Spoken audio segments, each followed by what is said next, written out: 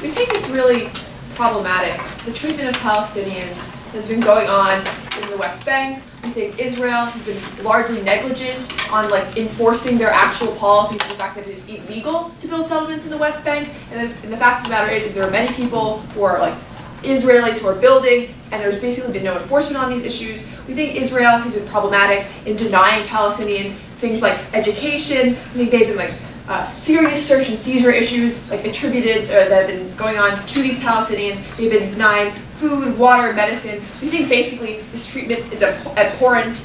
And insofar as there is these major human rights abuses going on, we think it is the obligation of the international community to try to target these abuses and make sure that they are being addressed, which we feel so far the international community has not done enough to try to force the people in Israel to actually mobilize on this issue, and the discourse has been going around has been largely ineffective. So what do I mean when I say we're going to boycott these academics? What we mean is that if you are an academic elsewhere, you cannot collaborate with an Israeli. You cannot cite an Israeli work. You can also we wouldn't support people going into Israel to study there, or vice versa. We wouldn't support having Israeli students come into other countries and study in those nations. We don't think they should be getting scholarships, like Rhodes scholarships or other things. We basically shut them off from the entire academic community as a way to boycott these individuals. Okay, but we would continue these, but how long would we continue these boycotts? We would continue these boycotts until there is enforcement on the settlement issue. So until the Israeli government actually stops people from going in and building these settlements, we would probably continue these boycotts, or at least until there's some major progress on this issue. We also would say there'd have to be some additional negotiations going on within with the Palestinians until we would stop these boycotts. Would you also boycott countries like China and Cambodia that similarly also repress minorities in similar horrific ways in this type of manner? I think I would. I think the reason I would say that is because we think it's the lives of innocent people deserve to be protected, and the only way to do that is to make it the people in those countries who are not being targeted, who are not feeling those also feel some type of pressure to do so. Because if you don't pressure them, they're just going to continue to do what they do. So that's the model. I think it's fairly clear. I want to talk now, firstly, about why we think this will be effective. Basically, why would this work? Why would this be effective? So, what is the characterization of a modern Israeli? It is not someone who is the modern Israeli is not exceedingly extremist. They are not a person who supports these types of abuses. It's a misnomer to think that the majority of Israeli society actually wants these things to be going on. Most of these individuals are in fact quite moderate. They're very flexible and sympathetic to the human rights issues that are going on.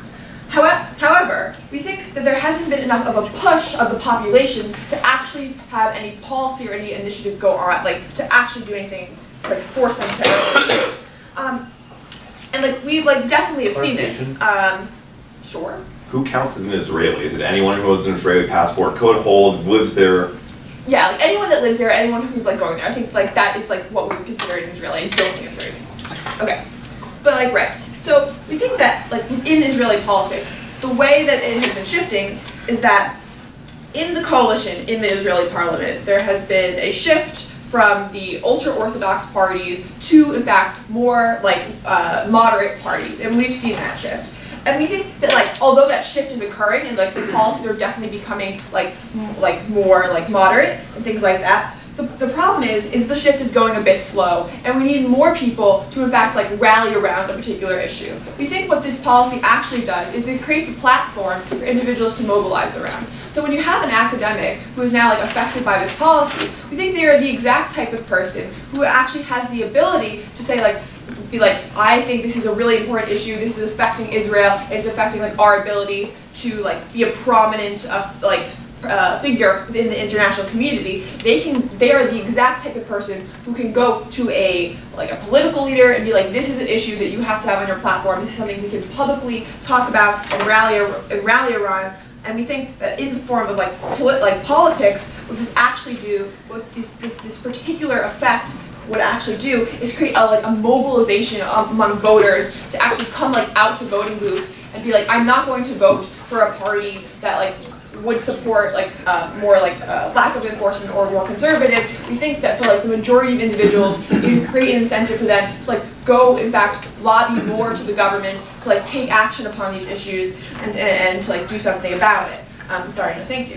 We think that this is like similar to like what happened in South Africa with like sanctions that happened in apartheid. We think that like why it was so effective was what the cultural sanctions, like they targeted musicians, they didn't allow art and like other people to come into the country of South Africa to do work. The reason that that was so particularly effective is because it was things the dominant people, or the people with the most power in society, the white people, really cared about because they wanted like fun artists. And in the same way, we think that this is actually targeting the individuals in the society who have the power to change things. So we think because of like the effectiveness we saw of the previous cultural sanctions that existed in like apartheid South Africa, we think like this is a similar like model of doing that. But like why particularly like do these academics in fact have the power that I'm claiming they do? We think that like the academics in relation to like the image of Israel are quite critical to like that image, because we think Israel prides itself on being like the most like a very industrialized academic, or even like a very like westernized like country. And we think because they like care about like preserving that issue as like a national identity, we think that like these academics are in fact the heart of where they gain that pride, and like where they can claim a lot of like their standing within the actual community and as a presence.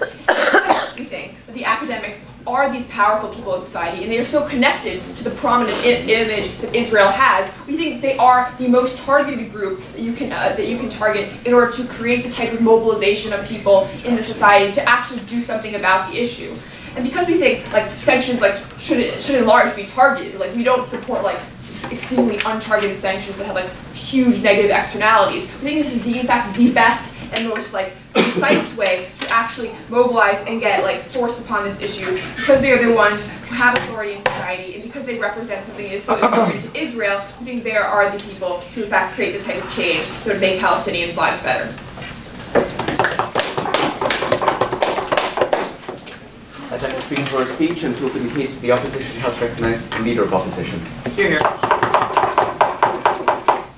So, Mr. Speaker, I don't think any of us would contest that Israel has some things that we would prefer it change. What we say, though, is denying education to every Israeli citizen who wants to leave their borders, from boycotting all of their intellectual products and removing their intellectual products from the discourse of the world, is not an effective means of doing it. It's not a just means of doing it. And I think that they need to tailor their solution much more specifically towards what they get. Because remember, they're saying these people cannot be educated outside of Israel. And another thing that I would like to point out here, just from this model, is the state of Israel doesn't just include radical Jews who believe in a militaristic solution, or even support the kind of settlements that they're talking about. In fact, it's about 15% Arab Israelis who come from Muslim descendants who are part of the British Protectorate of Palestine. There are Orthodox Christians in Jerusalem and other parts of the Holy Land. We would say that in this heterogeneous society, in this pluralistic society, not everyone holds those political views. Not everyone even holds membership with the nationhood that they seem so troubled by. That's why this is such a problem. But more importantly, the fact that academia itself is pluralistic. There are Israelis on both sides of most pertinent Israeli issues, and in fact are writing about it. I'm going to talk about that more specifically in a second. The two positive points I'm going to bring you is, first of all, why this is principally unjust in general to boycott academia for these kinds of ends. Secondly, I'm going to talk about the particular case. I'm going to cite a bunch of different cases within Israeli academia that we think are actually leading towards better solutions or more integration between these societies. The one thing that I'd like to clarify here, though, is that in this Israeli conflict that she talks about the capacity for intellectuals to have pressure against their government. We think that the pressure against Israel, so there's two claims we want to reject here. First of all, we want to reject that this is an effective one. There aren't much more better ways to go to it. The second thing is we want to reject the idea that Israel deserves to be targeted uniquely. Because although there is an allusion to we should target other regimes, the idea that they have any kind of unique status implies that we should kind of take a side in this conflict by rejecting Israel as a side. She's not saying that we should reject Israeli academics who write particular views. She's not saying we should reject people from a particular party. She's saying let's reject Israeli academics full stop. What that means is we should reject the Israeli position and the Israeli stake in this conflict. Similarly, otherwise they would have to boycott Palestinian academics, which I'm assuming you're not willing to do.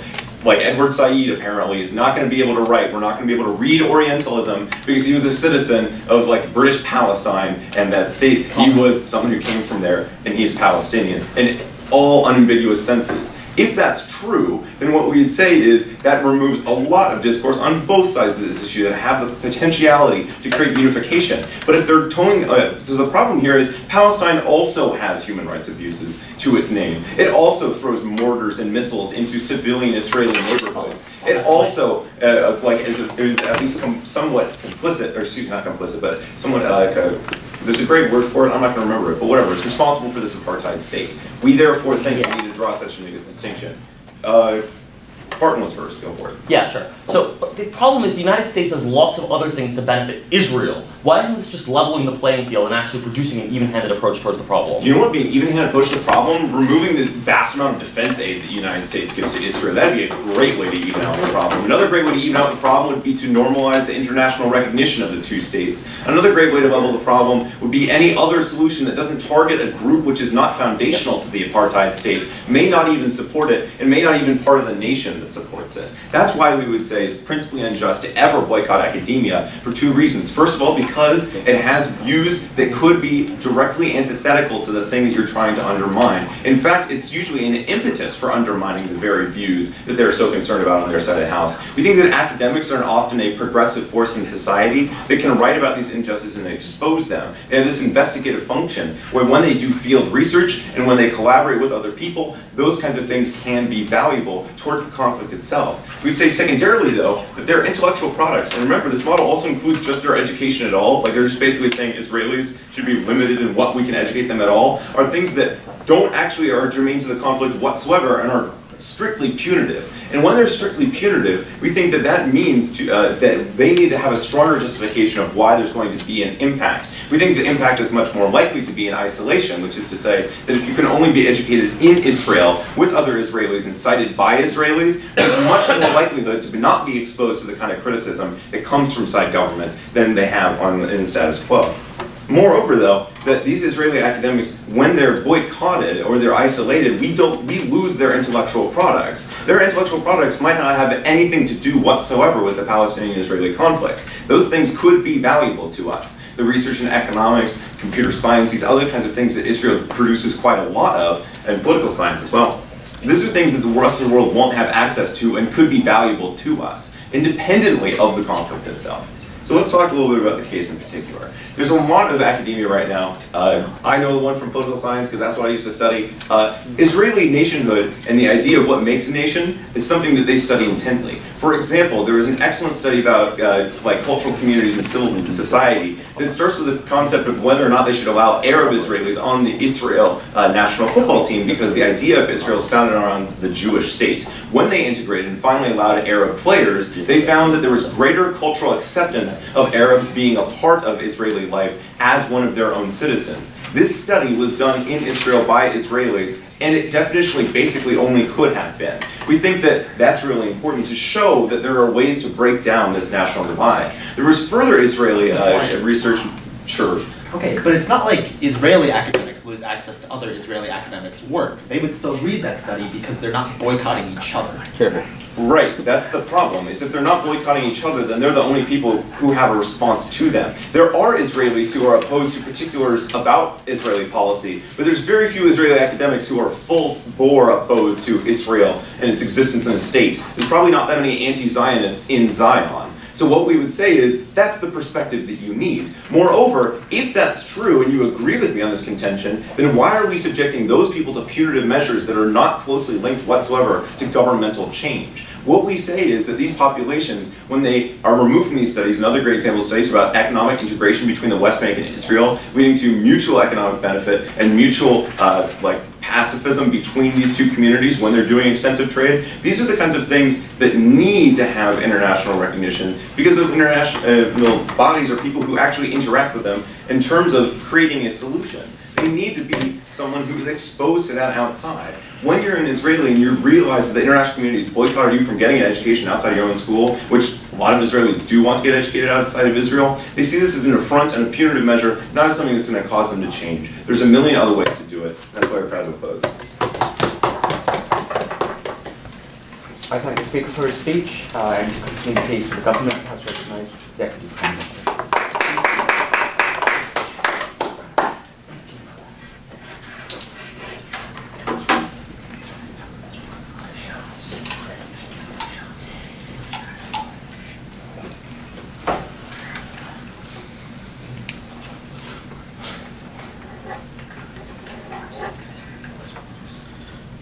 Right. Colin thinks that we're taking a side in this debate, that we're creating positions for Israel to adhere to artificially from outside and imposing them on them. That's not what we're talking about at all. Israel has already taken a side officially. They've already said, as part of their official policy, that it is nominally illegal to build settlements in the West Bank. Right. The problem is, for the 300,000 Israeli settlers, all Israel does is basically go, hey, stop that, don't build those settlements, don't do that, right? They're not taking the actual actions to enforce their own side. We think that Israel has not taken nearly enough of the stance to do what they need to do because there isn't the strong pressure within Israel to do these kinds of things. We think there already exists within Israel currents of social pressure of people who would be in favor of this kind of thing. This kind of action just crystallizes those behaviors, brings it to the forefront of the conversation, and gives power to those organizations in Israel that are already advocating for what we believe to be the right course of action. So I'm going to talk about two things. First, I'm going to talk about international pressure works with creating a critical mass and what this critical mass would look like within Israel, particularly what it would look like within the political process. And second, I'm going to talk about how boycott of Israeli academics creates a particular type of academic discourse within Israel and why that's likely to lead to the positive change that we want to talk about. Before I do that, some rebuttal. First of all, on the idea that there are other people, no thank you, besides just Jews living in Israel, like Orthodox Christians or Muslim Arabs, who actually are about 20.1% of the population or whatever. The fact of the matter is, yeah, statistics, I read the stats. But the point is that, sure, that's good. It's good that there are lots of people dissenting. Those are likely the kind of people who are going to say, I'm not part of the issue, and I don't want to be part of the issue. Stop doing the bad things that you're doing, Israeli government. We think that the more voices of people who are dissenting, who can gather into a coalition, that is a good thing and is more likely to believe that they're going to get it. And moreover, we look to those people, if they're not taking advantage of it, to simply say, oh, you're an Arab Muslim living in there, and like you're totally blameless. No, you get access to like better standards of living than anywhere else in the Middle East. You're deriving benefits from a state that is doing bad things. We think that you are not just totally innocent and blameless whatsoever, and just happen to find yourself in Israel. Sure. Second of all, taking aside, again, Israel already has these standards. It is already illegal to do settlement building here. There's just no enforcement. We're not seeing officers of the IDF going in and telling people they're doing settlement building. Or if they are, they're doing it in a very, very, very limited capacity because it's not in the interest of the currently leading parties like Likud or who are co-aligned with the ultra-Orthodox party in the Knesset. No thank you, because they cater to those minority views. We're just telling them that they should take a side, they should side with better people. No thank you.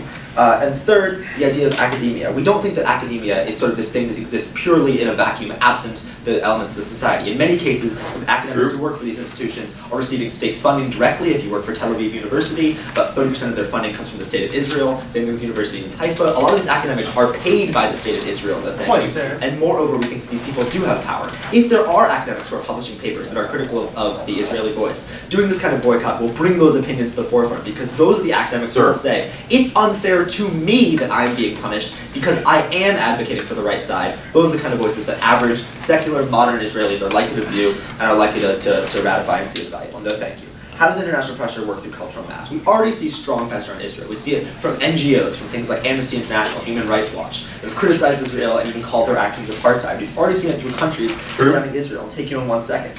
We say that cultural pressure affects those in power and affects sometimes those who don't feel like they are complicit in those actions. The average secular Israeli might not feel like he is complicit in the actions of their government by their government not allowing settlement building, or their government denying Palestinians access to food, water, or medicine. Right? But the fact of the matter is that individual is complicit because they're not taking actions to put people in power who would enforce actual positive policy. Palestine is half governed by an avowed terrorist organization that denies the right of Israel, the only democracy in the Middle East, to exist. Would you ban Palestinian academics such as Edward Said? No, and the difference between these things is because the why are they half governed by that? Because the legitimate organization is never recognized by Israel. Because when someone like Abbas comes forward and says, I don't want to use violent methods, I want to negotiate with you, Israel goes, nope, you're exactly the same as Hamas. They are not the same as Hamas. And then people go, well, if they're the Palestinians go, well, if Israel doesn't care about Hamas or about Abbas, at least Hamas is like taking steps that seem splashier. No, thank you. And that's why they end up supporting them, right? We think that is caused by these kinds of problems in Israel, and that is why those kinds of organizations have power. What we say is that when you individuals who, like, we expect there's going to be a degree of backlash. There's going to be people in Israel who say this isn't fair. There's going to be the orthodox voices who say, you know, this is anti-Zionist. This is an attack on our state. When that happens, though, what does the discourse in Israel look like? What we think is likely to happen is the average Israeli who lives in an urban area, who considers themselves to be far more like a Western individual than super conservative Zionist individual, is going to say, no, this isn't an attack on Zionism. This isn't an attack on my state as a whole. It's an attack on the specific actions that my state is doing. And those individuals are then going to look towards organizations that are taking stances against that. Look at the way a political party like Yesh Atid, which is a far more moderate party, has been able to gain seats in the Knesset in recent elections by specifically saying, look at Amnesty International labeling our country as an apartheid nation. Do you as an Israeli citizen want to belong to an apartheid state? You don't. Being able to say, do you want to belong to a state that the rest of the world thinks is necessary to boycott? And lots of average people are going to go, no, I don't. It's not worth it to me. I'm not getting anything by having these settlements built. I'm not getting anything by having intransigence on Palestine. I'm just creating more violence. I'm creating more problems. This gives power to those voices that I'll take you in 1 second that are already doing those things, galvanizes them, and moves support away from those organizations that are stuck in the past, like the ultra-Orthodox Party, like Likud. Go. If this policy is so obviously to the benefit of the Palestinians, why does PA President Mahmoud Abbas actually oppose it? I mean, he can oppose it. I think it's probably a problematic idea. He might oppose it because he fears some degree of backlash. Like, give me more reasons why he opposes it. I think if he opposes it, he's probably wrong for all the analysis that I'm giving you. What we told you is that, like, normalizing states, having military aid, all of those things are also positive benefits. This is a particularly positive benefit because it does affect a section of society who tends to think that they are not complicit in those actions, tends to think, I'm just an academic, I just get to write about the issue and live in my state. You're also a voting member of that state. You're also someone who wields considerable cultural power. Let's target those individuals. Even if those people suffer, it can be effective. Like, we may have lost some musical benefits, and South Africans may have lost some musical benefits, but losing access to something that was important to them, like, crystallized the issues and made them realize it was important. But second of all, how does the boycott of Israeli academics create a debate within those cultures, right? When you have academics who are saying, I am producing this work, they turn to the other academics in their culture and they say, we are doing important work. We need to be negotiating or talking with our colleagues around the world. We need to have access to prestigious things like Rhodes scholarships or Fulbright scholarships, right? Feeling like they're isolated is something that is, or feeling like they're not being treated on the same intellectual plane as the rest of the world is something that to Israel is going to be particularly incredibly powerful because Israeli academics view themselves as on equal playing field with British academics or American academics or academics in any other highly developed academic society. When you get those debates from those people, those are likely to come forward and say, our work is important, and so we need to continue doing our work. This is an issue that needs to be resolved now and not just put off again and again as every other issue does. This crystallizes this debate, gives power to the voices who are dissenting, and we're proud of this. And then to speak for his speech and to continue the case of the opposition, House recommends the Deputy Leader of Opposition.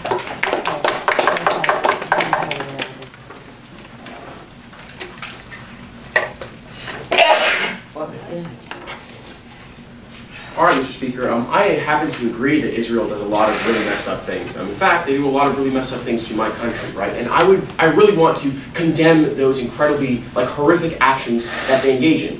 Funny thing, though, if I can't cite their academics, if I can't engage in a conversation with them, how can I condemn them?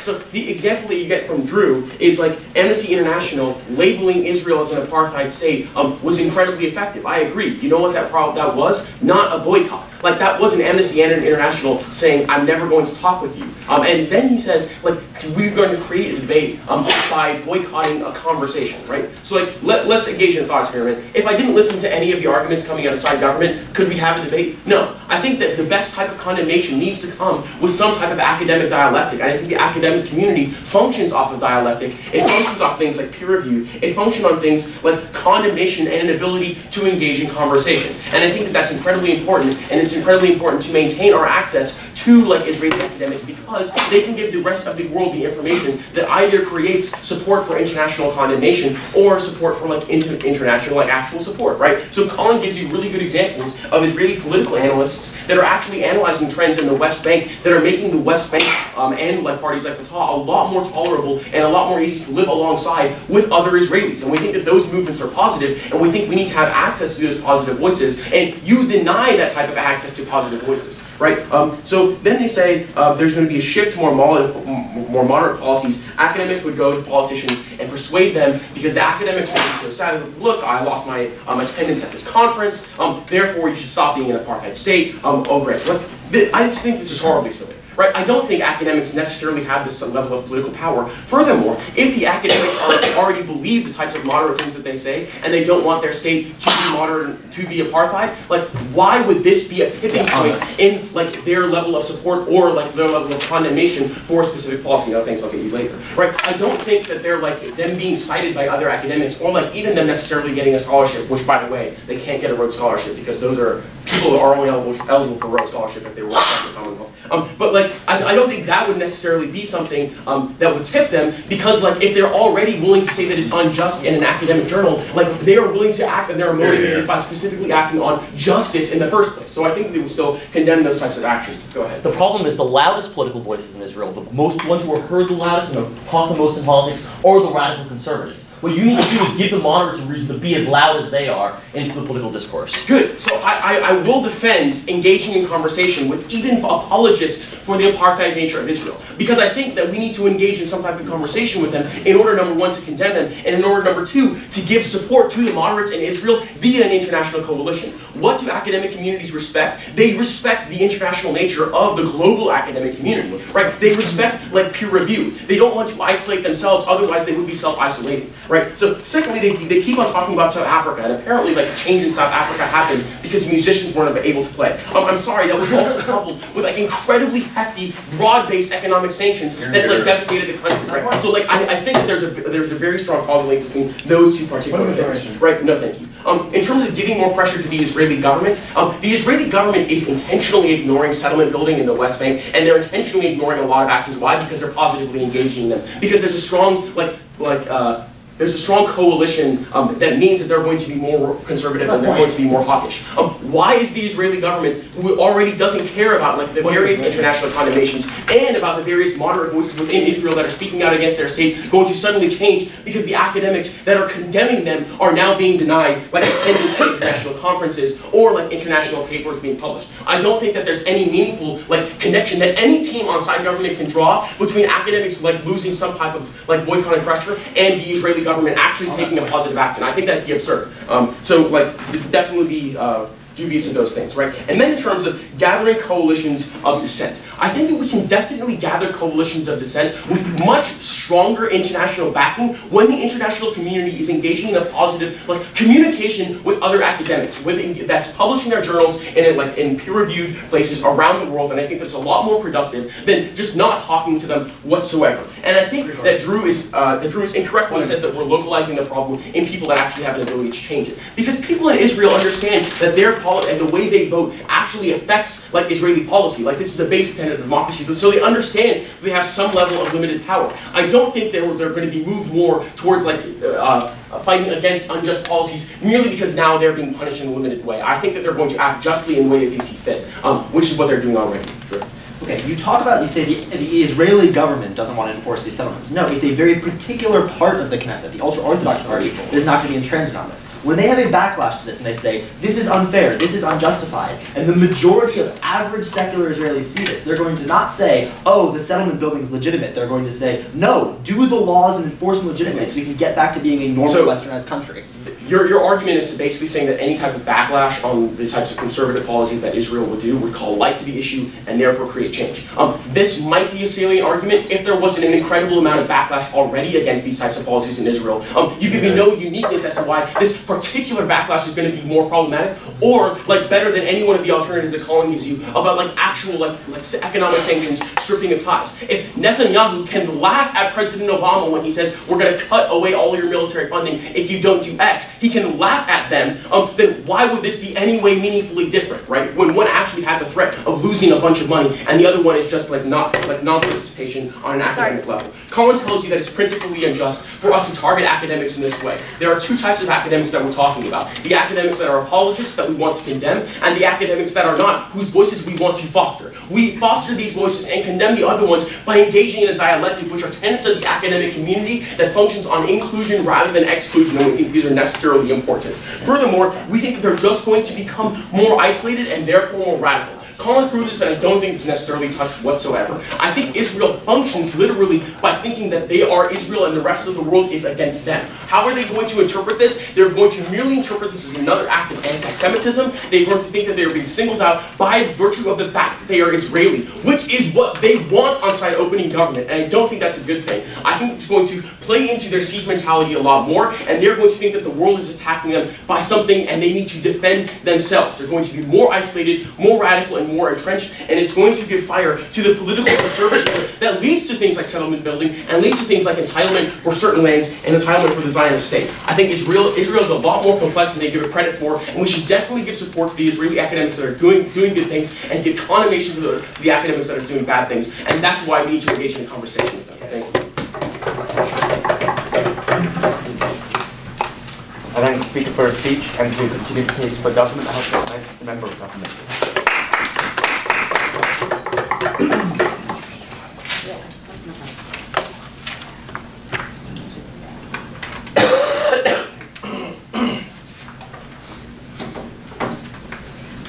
Thanks, Mr. Speaker. So the stance we get out of the opposition in this round is that generally they think Israel does a lot of bad things, but that the way to deal with those bad things is through government action, through actions like ceasing defense cooperation with the Israeli state, for instance. So two problems with this, Mr. Speaker. First, at the point where the government is clearly unwilling to do this in many states, we say it falls on individual citizens to act on behalf of Palestinians who are suffering because of the actions of the Israeli state, just as a question of principle. But second, and more importantly, and this seems to have been forgotten by the front half of the debate, academics acquire knowledge which is then useful for doing things which can also be harmful to Palestinians. I'm going to give you a couple of examples of how this could work as my first point of extension. Because I think the first reason this is good policy is that academic cooperation with Israeli academics can actually cause serious active harm to precisely the people we're concerned with in this round, namely Palestinians who live near the settlements. So first, say you have a political scientist who goes to a conference on how governments have historically controlled dissent. If that political scientist cooperates with the Israeli government in controlling dissent in Palestine, or in controlling Palestinian dissent in Israel, or even in controlling left-wing dissent in Israel, then in that case that conference has abetted the actions of the Israeli state to cause harm to the people we're concerned with in this round. Similarly, if an economist collaborates on some sort of development economics project on the best way to set up the economic system of a settlement, when you have like limited access to the state that's like supporting you and you're surrounded by people who are generally enemies of you, that allows settlements to thrive, right? This is the sort of thing that might actually happen. And finally, and most obviously, like a lot of research just has to do with things like technology, things like weaponry, those sorts of things. So I think that at the point where you can go to conferences or collaborate and collect information that is useful for the Israeli state in harming the people who live near the settlements, I think they have a very big problem on their side. Because here's the problem, Mr. Speaker.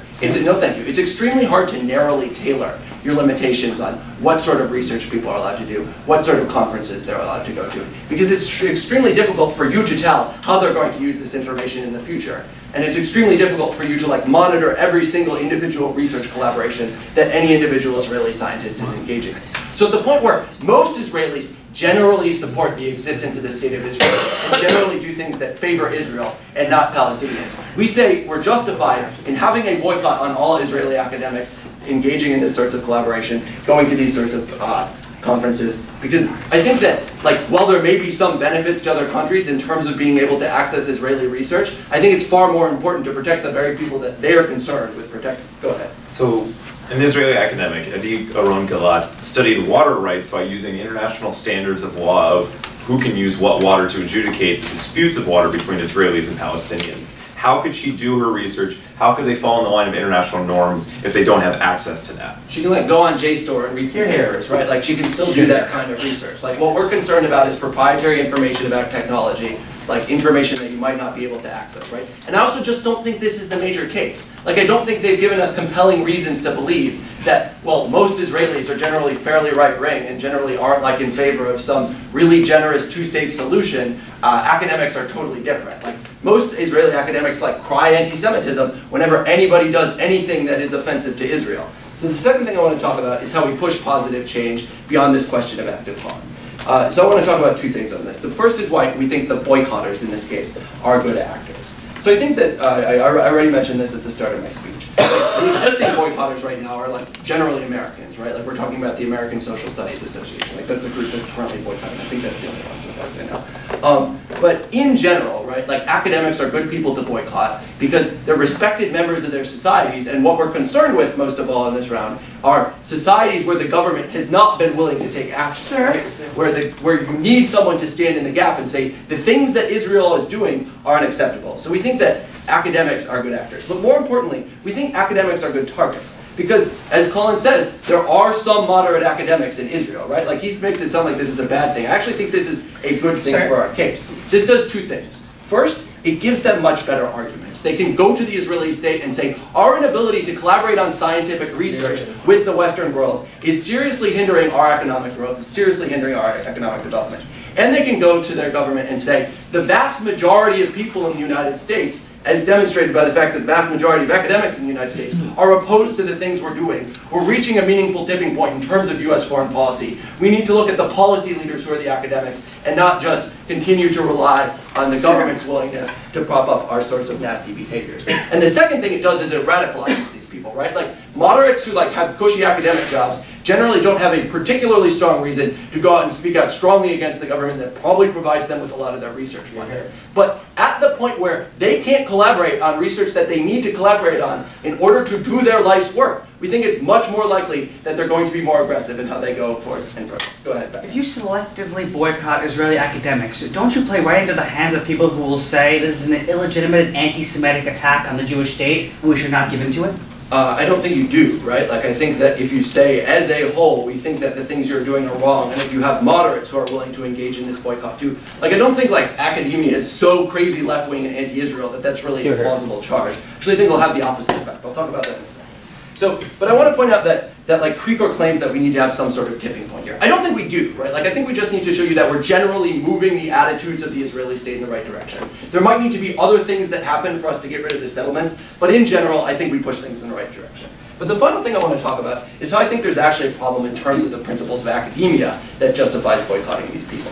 So, social scientists publish research that is generally an indictment of the Israeli state. What generally happens is they're immediately attacked by lots of people who have lots of resources as anti-Semites. So I think the problem with Krikor's discourse argument is that Israeli academics are already not participating in discourse in a fair way. They already charge anyone who does anything that's academically valid but goes against the policies of the Israeli state as an anti-Semite. So we think that, given that, it's important to give moderates the arsenal to respond to those sorts of charges, to say that the academic community as a whole has excluded us from participating in their discourse because of the sorts of things you're doing. We think that at the point where a political scientist knows his career is made, when he's accused of anti-Semitism, something needs to change. We think we push change in the right direction. We're extremely proud to push.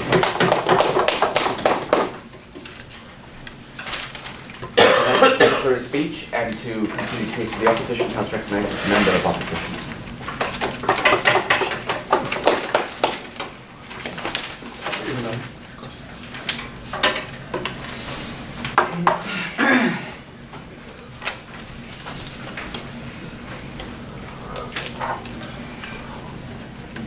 The stance that Julius and I are going to take in the closing opposition is very simple. We're going to say that the academics they're targeting do not have the mechanisms to be able to change the political Knesset, which is the most necessary thing to change if they actually want to reach legitimate change. We also think, on the second thing, even if you believe that they do have the ability to sway, what happens is, we think on average, you actually disarm oppositional groups, which actually can cause organizational change in the long run by making the entire academic field an echo chamber of radicalism. Because even the closing governments opening, first POI, like in the back half, was that are the most loudest and the most popular individuals who are academics in Israel, the most radical ones. And we think the way that academics work, with people shouting over one another, and now that the state can pick and choose which scholars are against the state or for the state, are going to lead to an echo chamber that stops liberalization, that's slowly occurring in the status quo. We think this is an incredibly important thing that has been talked about beforehand. Before I get into that, a few points of rebuttal that I'm going to. So what we heard from the member of government is that what happens is there's two mechanistic changes that academics can push upon the government that are vitally important that actually cause legitimate change. First is that research is hurt. And second is that you see the United States is slowly falling a bit out of line with us, and as a result we can't let it fall out anymore, so we have to change. On the first thing our research hurt He hurts his own case by saying that Israeli academics can still continuously read academia that they get by going to JSTOR per se, which really doesn't mean that their research hurt too much, because technically they can still not fall behind their research so much by just reading what everyone else is doing and then using that inspiration to continue moving on. More importantly, it also sees that the vast majority of Israeli who are liberal or people who would start complaining, whose research are actually hurt, are not the individuals who are collaborating with the Western individuals. So there's not a lot of research that's actually hurt in the long term.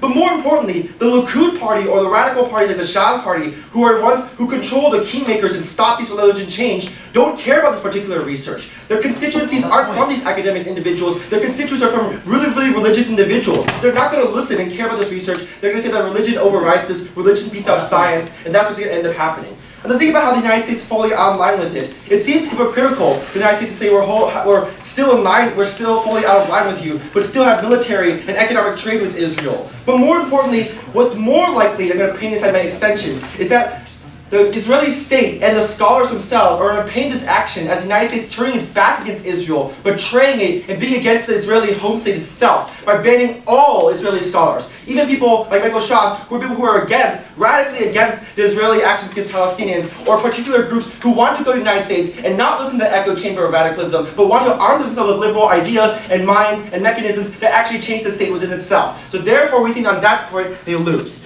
2 points of constructive matter today. First, academics cannot sway politics the way they actually say they do. And second, this destroys the important elements that are critical to actual change. First, academics cannot sway politics the way they actually say they do. On face value, their mechanism is a kind of a harms mechanism, that by falling behind, this causes great change and harm in dire straits of Israel. But as we see on like a general historical principle, this doesn't work, because worse falling behind mechanisms like economic sanctions and blocking out all military trade for even worse off economic and military states like North Korea and Iran haven't caused internal change, but they've caused the mechanism up and down the opposition's talking about, which is rallying around the flag and being more radical and seeing these things as being against your state. What does this mean? That means that the harm principle in of itself is not as strong as the economics ones, which means that we don't see they have as much of a watershed ability to cause change, but more importantly, they're not talking to the right people. So even if you believe that what happens is Israel cannot survive without academics being able to talk with other individuals, we think what happens is it's not going to work. The second principle that we hear from mechanism change from the opening government is that Israel is really proudful of their academic ability to be one of the Western nations and being inclusive in the world community.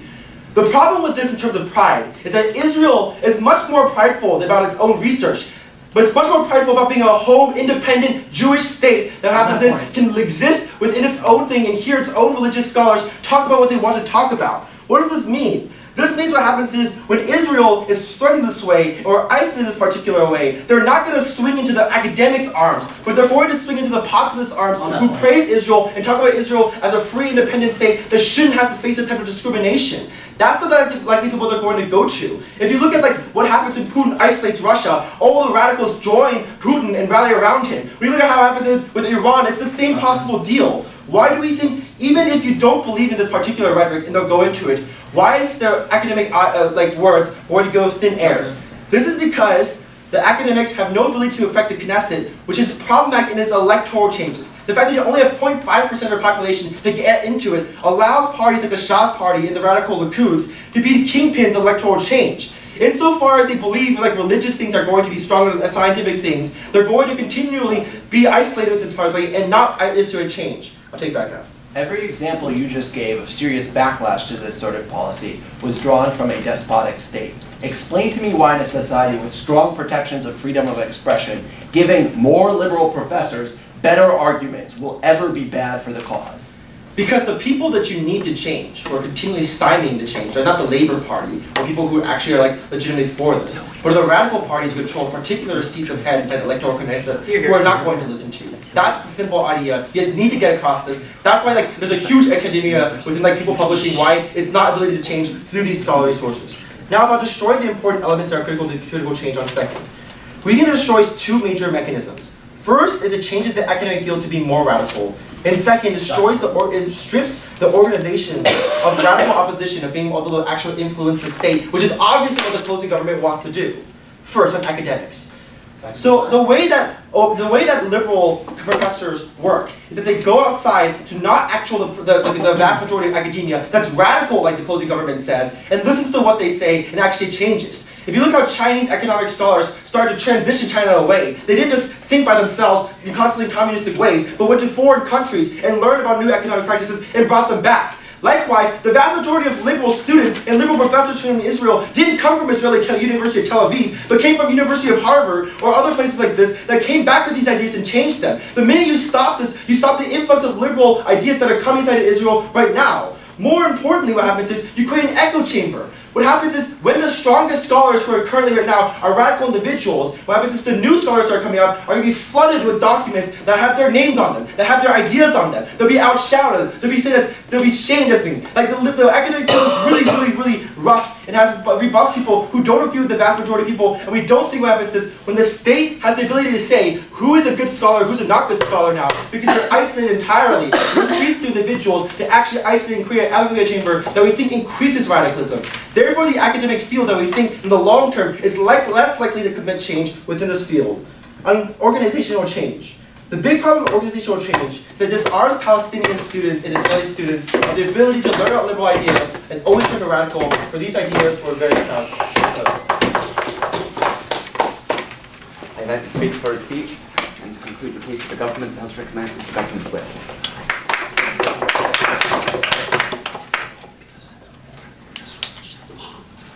I want to point out that 90% of the opposition bench in this round has been mitigating against the possibility that this will do good, and very few active harms have been articulated, particularly from opening half. That said, I want to do one explicit point of rebuttal from the closing half before I get into my 3 points of crystallization. So, the one thing I want to rebut is this idea of moderate academics and why moderate academics are so important, and why we need to give them access to this international community to do good. 3 problems with this argument. 1, no opposition team in this debate has ever explained to you how exposure to these ideas translates into political action when the conservative parties control the government. Problem number 2, the problem is that conservatives are also benefited by access to this international system, by access to Zionists in the United States and in other countries who bolster their credibility and who provide them with access to benefits. And third of all, this idea of creating an echo chamber goes completely in the face of everything Opening Up told us when they said there's lots of moderate academics in Israel. If there are lots of moderate academics, you don't have a conservative echo chamber. You have a meaningful discourse between both parties still going on within Israel. At that point, this argument doesn't make any sense. That said, I want to talk about 3 things. I want to talk about domestic politics, I want to talk about policy implications, and I want to talk about justice. First, domestic politics. So what is the narrative we got out of closing opposition in their last speech? The narrative we got is you create a rally around the flag problem that actually just emboldens conservative parties in Israel. What's the problem with this argument, though? I think the problem is, first of all, that they ignore the reality of the status quo, which is that conservative parties are already able to do this and are already dominating politics. I think they need to articulate how this gets meaningfully worse and what it looks like.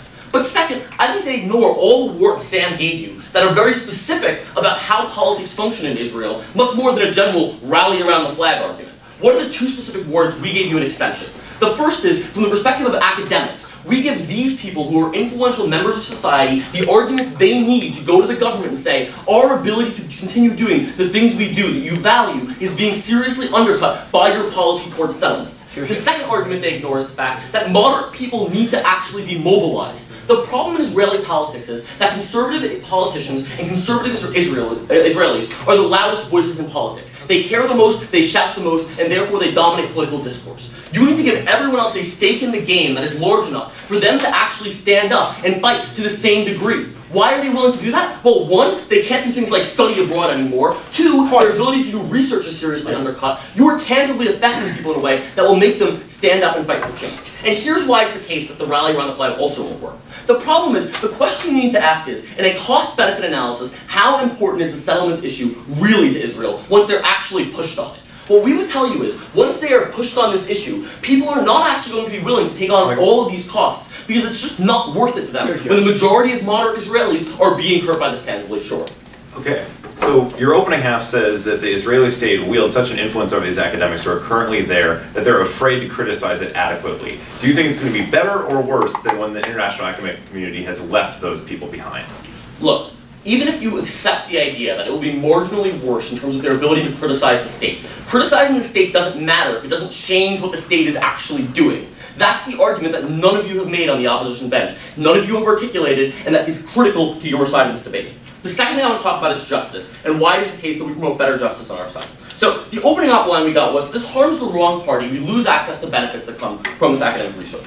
Here's the problem for them. If we cut off defense aid to Israel, for instance, tomorrow, we would also lose a lot of benefits, having a strong strategic ally in the region. Any action you take to produce change against a harmful and apartheid regime will lead to harms for your state. The question is just, what are the just place for those harms to happen? What we told you is this is a particularly just place for the harms to be incurred for a couple of reasons. First of all, because academic communities around the world have a unique obligation to act in this case because states are failing to act adequately on their own. The way you can understand academic boycotts is a recognition of the fact that groups like the US government, because they are so controlled by organizations like AIPAC, refuse to take a firm stand against Israel and do exactly the things that opening up advocates for.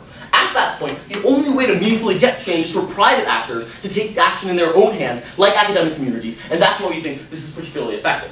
But additionally, we think it's a problem because this dialectic that opening up is so concerned about is not actually going to meaningfully be accessed because the community and the dialogue that happens isn't productive in a number of cases. So one, we've already shown why moderates benefiting from this doesn't translate to action. But number two, we think that when insofar as academic discourse is so frequently changed by accusations of anti-Semitism, whenever anyone stands up in the international community to actually criticize Israel, or even basically make any claim vaguely related to the fact that Israel might be doing something wrong, we think that actually illustrates the fact that this dialectical isn't actually productive in a way we think that is useful.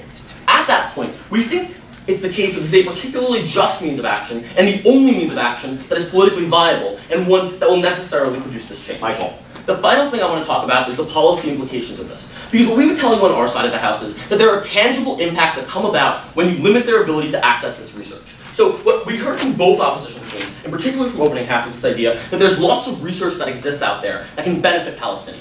And there's lots of research that benefits all of the people here on critical issues. No. So what we would tell you on our side of the house is that the question you have to ask yourself at the end of the debate is, if both sides, both conservatives and liberal academics in Israel, are producing given research, whose research is more likely to be impactful? What we would say is that the conservatives' academic research is more likely to be impactful because the conservatives are the ones who are already controlling the state. I'll take back half in a second. And the conservatives are the ones who already have access to power. At that point, when conservatives are the ones doing the research for the conservative government, their research is the ones that matter in this debate, that actually has an impact. Sure. So we actually isolate these individual liberal scholars whose entire backing and legitimacy from the Israel state that they're internationally acclaimed. What happens when they drop from the thing? How are they actually going to be listened to in the state when they're actually now nobody within their own religious fields? You're ignoring the argument. They aren't listened to by the state anyway. What you need them to do, and the way you get change, is by having these liberal academics, and all your arguments concede that liberal academics are going to be harmed by this, have to stand up and say, we are being seriously harmed here to moderate Israelis who are willing to listen to these arguments. That's the problem, and that's the argument you've ignored.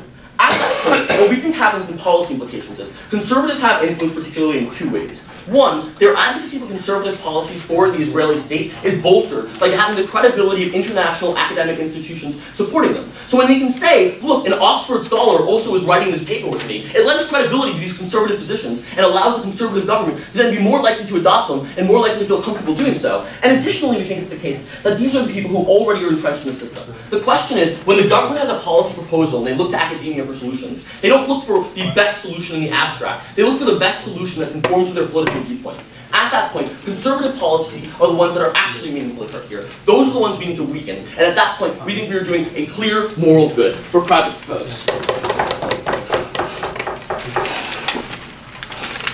I thank the speaker for the speech, and to conclude the case, the opposition has recognized the opposition winner.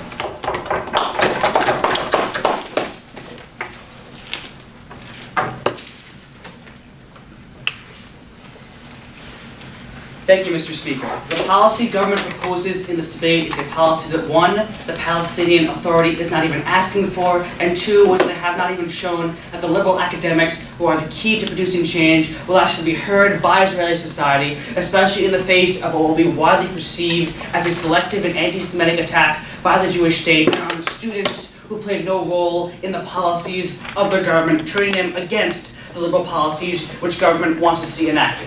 2 points of crystallization for you today, Mr. Speaker. First, the principle. Should we boycott academics for the actions of their government? And second, the practical. Does this policy solve the alleged problem? And what are the concrete harms we think will flow from it? First, the principle. They say that yes, academics should be punished for the actions of the government. Why? Two reasons. Because there's a link between universities and governments, making those universities complicit in the crimes of the state. And second, because we need to give academics a reason to fight the state on these particular policies. We think, Mr. Speaker, that this is a horrible standard which has seen very little justification from the government side of the House. In fact, if you were to boycott every country which had serious human rights abuses, you'd have to cut off ties with countries like China, Russia, Iran, Saudi Arabia, even possibly the United States, which is engaged in torture, and at the same time funds United States universities who presumably, because of that funding, will be complicit in that crime. We think that that standard should not be adopted because applying the boycott to all of a particular nation will punish academics who very often actively oppose the policies of their government, which often happen to be also, the universities that they work for also happen to be funded by the government, not at this time. But also, we think that it prevents the liberalization effect that universities have. We think that it's really good that the universities in the United States have not said to countries like China that because you oppress the freedom of speech, we will not bring the universities to your country. We think quite the contrary. When you have United States universities or other universities in these countries, you have liberalizing effects. You teach people that they don't need to be afraid to criticize the government because the government says that a criticism is anti-Semitic or because that criticism is illegal. You lose those effects, Mr. Speaker, when you engage in boycotts of all of these countries. But let's say that you did not boycott these countries. Let's say the boycott was selective just against Israel. And you destroy all of the effects that they're talking about in terms of changing public opinion on Israel.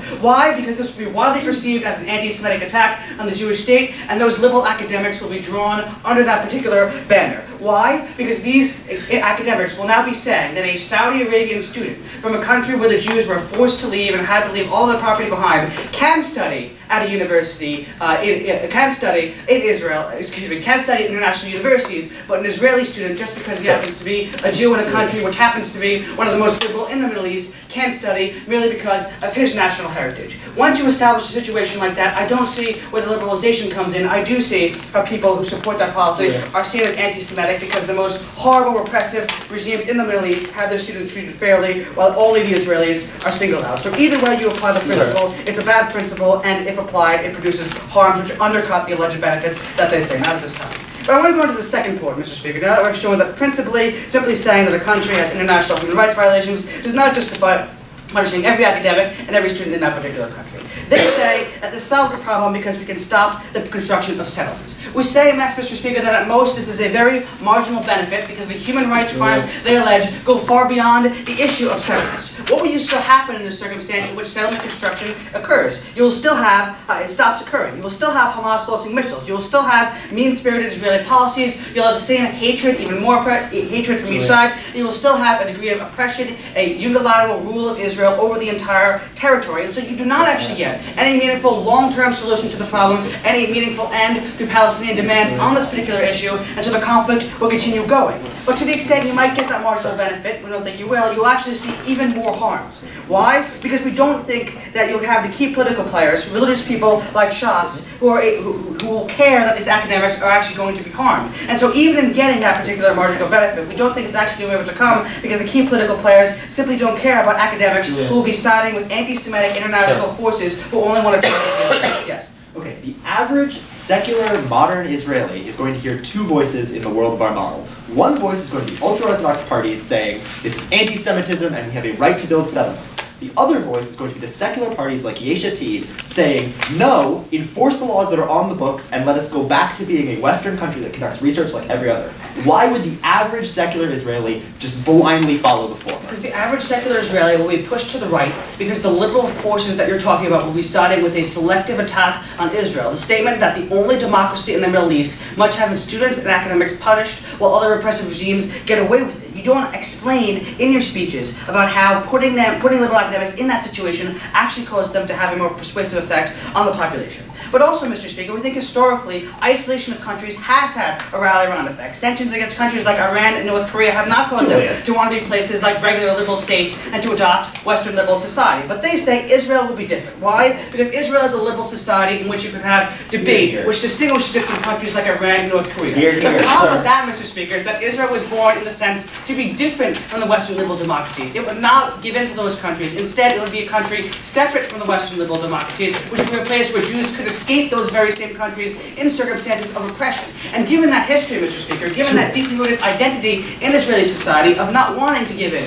to Western liberal democracies, or wanting to be a special place for the Jews, we think you'll have the same rally-around effect when it seems as if these countries in Europe and the United States are going back to the very same anti-Semitism of the past. My opponent gave you some additional important material, Mr. Speaker, that you must allow young students to return from countries with more liberal ideas to actually be able to have the tools necessary to produce change. I think it's a huge benefit that Nelson Mandela did not say, well, Britain is oppressing me in South Africa, therefore I will not study law in that country. In fact, he studied in that country. He gained the skills necessary so that once he was released from jail, he had the liberal ideas and the tools necessary for the implementation of liberal ideas in South Africa, which meaningfully brought change to that country. They prevent that dialogue and discourse on their side of the house. Additionally, my opponent talks to you about the echo chamber that occurs when you put liberals in the position of defending the apparent anti-Zionism, anti-Semitism of the international community. That you end up pushing them on the edge and having loud conservative voices being the only ones who are heard. And this idea, Mr. Speaker, about how, well, you need to give academics an incentive to fight against the oppression. What you will end up actually doing is isolating some Palestinians who will be tempted to take the Israeli position because they will see their education threatened by this particular boycott when they can no longer go to schools like Hebrew University or Tel Aviv University. And so you took what could have been Palestinians fighting against the oppression of the Israeli state and tell them that if they want their education, Mr. Speaker, the only meaningful way for them to do that is to force them to go on the side against the boycott in order to make sure that they're able to access the Israeli academic institutions again, because it's unlikely Israel will change the policy simply by arguing against it. And finally, at this point, well, you're going to cut off conservatives from Zionists in the U.S. No, of course not. All you do is take the link between conservatives in the U.S. and Zionists